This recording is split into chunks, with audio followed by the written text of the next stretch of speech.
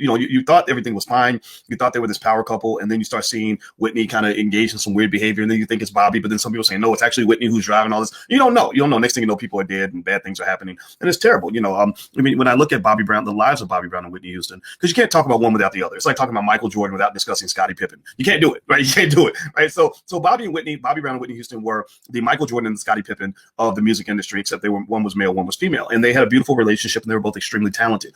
Again, I never met Whitney and never met Bobby. I do know a couple members of New Edition. I met Michael Bivins, who actually, ironically, is, according to what I've done, what I've seen in my research, he is the wealthiest member of New Edition. I don't know if any of y'all know that. I should have done that as a trivia question. How many of y'all knew that? Give me a yes or no. How many of y'all knew that Michael Bivins actually is the wealthiest member of New Edition, at least according to sites like Celebrity Net Worth and some others? Give me a yes or no if you knew that. And let me just tell you this. Michael Bivins, when I met Michael Bivins, I met him. He was on my show actually a few years ago when I did some stuff with AOL Black Voices. This is way back in the day. And let me just tell you, I remember noticing, and this is important, this links to the Bobby Brown interview. There was something about him where you can just tell. There's certain people where you can tell that they're going to be successful. You ever have that friend that's just smart, that just knows their way around everything, knows how to make good choices and all that? And there's a picture of Michael Bivins is the guy right here on the far left, I think. I hope I got that right, because I know New Edition.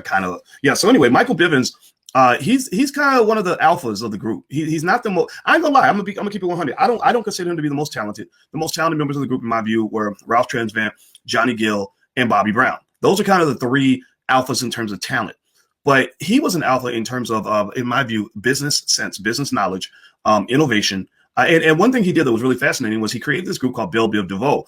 Those of you who are in my age bracket, you already know a lot of this, right? I'm explaining this to the young kids who were born like after the year, 1995, who don't remember any of this. But they created Belle Biv DeVoe, and they took the three guys. Like this guy went solo, Ralph Tresvant, Johnny Gill went solo, and Bobby Brown went solo. But none of these Negroes could go solo. Like nobody would ever consider buying an album from one of these three guys, even though, they were all talented. So what Michael Bivins and the rest of the brothers did was they said, okay, there's an old African proverb that says, if you want to go fast, go alone.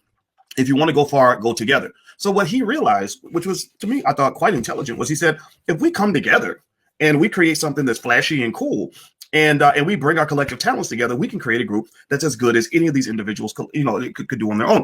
And he did. Belle Biv DeVoe, as a group, could stand toe to toe with Johnny Gill as a solo artist. They can stand toe to toe with Bobby Brown as a solo artist. They can stand toe to toe with Ralph Tresvant as a solo artist. Maybe not quite the same. Maybe one's better than the other. I'm not here to nitpick all that. What I'm here to say though is that is what you call business innovation. That's the same thinking that led Ice Cube, in my view.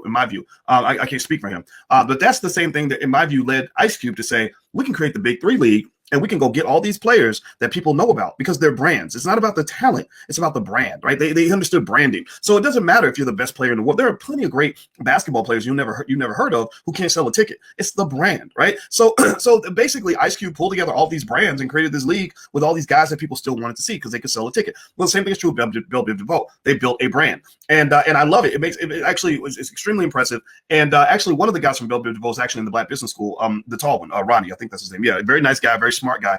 And also the other interesting point on that is that Ronnie's very interested in wealth. And if you remember back, and I promise you, I'm gonna get back to Bobby Brown, the Red Table Talk. I'm literally giving you a stream of consciousness. So I hope you can bear with me as I kind of break this down.